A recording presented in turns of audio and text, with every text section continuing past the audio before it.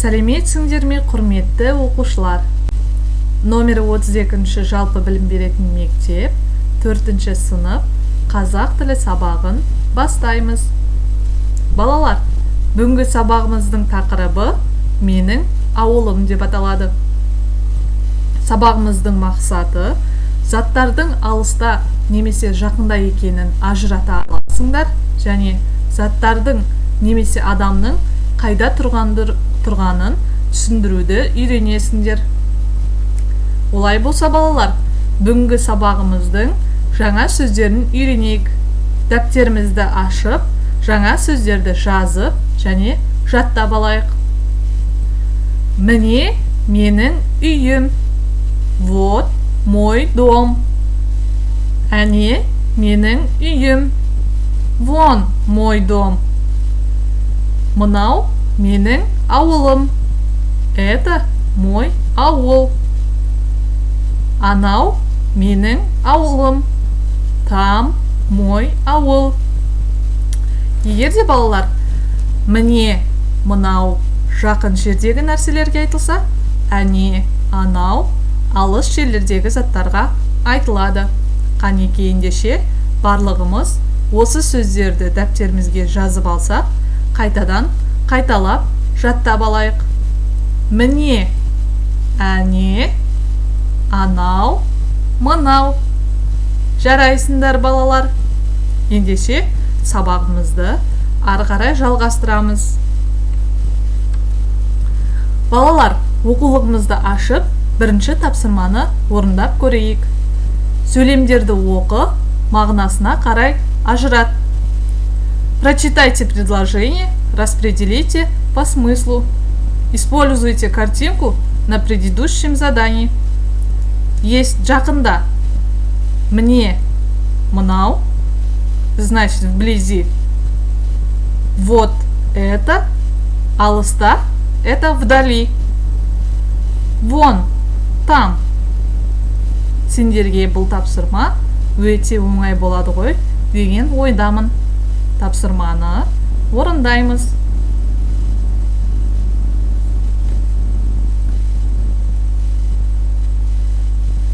Орындап болсақ балалар, келесі тапсырмаға көшейік.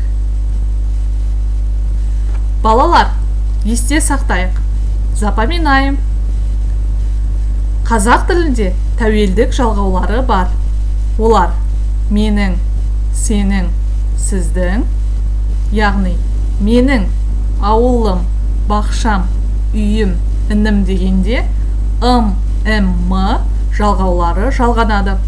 Ал сенің, ауылың, бақшаң, үйің, інің дегенде ың, деген жалғаулар жалғанады.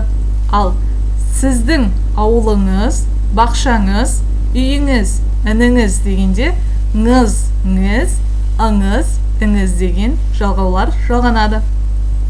Ребята, в казахском языке есть притяжательные окончания. Они мой, моя, мое, твой, твоя, твое, ваша, ваш, ваше. Назар аударайық. Обратите внимание. Менің кітап, кітабым. Менің дөңгелек, дөңгелегім.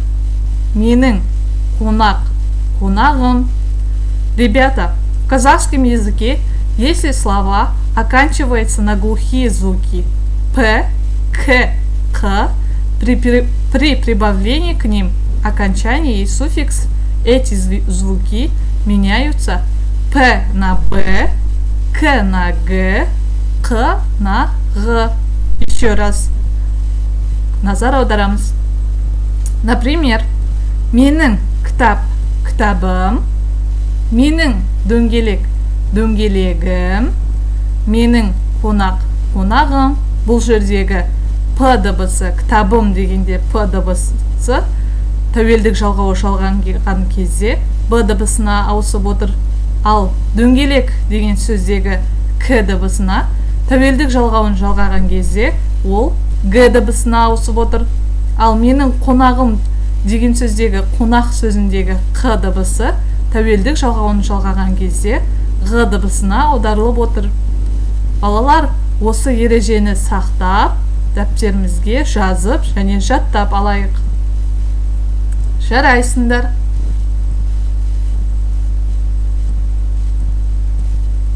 Олай болса, келесі тапсырмамызға көшейік. Екінші тапсырма. Қажет қосымшаны жалға. Прибавь нужные притяжательные окончания. Менің, сенің, сіздің.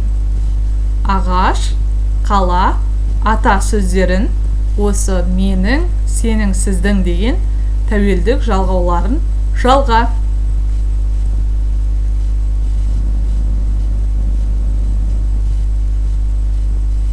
Келесі тапсырма. Үлгіні қолданып жаз. Используя образец, напиши вопросительное предложение. Үлгі. Менің досым бар. Ал сенің досың бар ма? Деген сияқты мына тұрған сөйлемдерге сұраулы сөйлем құрап жазыңдар. Жарайсыңдар, балалар. Келесі тапсырмаға көшейік. Сұраулы сөйлем құрап жаз. Состав вопросительное предложение. Менің балам қалада тұрады. Бұл сөйлемге сұраулы сөйлем сіздің балаңыз қайда тұрады деген сөйлемді құрастыра аламыз. Сол сияқты екінші, үшінші, төртінші сөйлемдерді сұраулы сөйлемдерге айналдырып жазамыз. Жақсы, балалар. Келесі тапсырмаға көшейік. Үшінші тапсырма. Суретке қарап, ауыл туралы айтып бер. Внимательно рассмотрите картинку и, используя нужные слова, опиши картинку. Бұл жерде, балалар, бұл картинкаға сөйлемдер құрастыру үшін сендерге керекті сөздер берілген. Олар қасында, сыртында, ішінде, айналасында, астында және үстінде. Осы сөздерді пайдаланып, осы суретке өздерің ауыл туралы мәтін құрастырыңдар. Жақсы, балалар, жарайсыңдар. Зейін қойып тыңдағандарыңа көп-көп рахмет. Егер түсінбеген сұрақтарыңыз болса, осы видеоның астына комментарий қалдыра аласыздар, немесе өздеріңіздің пән мұғалімдеріңізге хабарласып сұрай аласыздар. Балалар, осы тапсырманы өздеріңнің ұстаздарыңа жіберуді ұмытпаңдар. Орындалған тапсырманы міндетті түрде жібереміз.